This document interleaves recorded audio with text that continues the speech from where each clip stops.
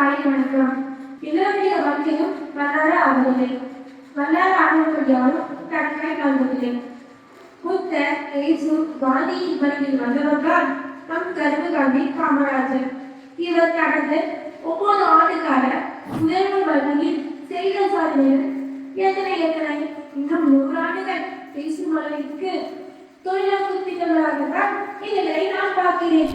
தமிழகத்தில் வெள்ளி நிறுவனம் அமைய காரணமானவர். கல்வி துறையிலோ பல புரட்சிகளை செய்துள்ளார்.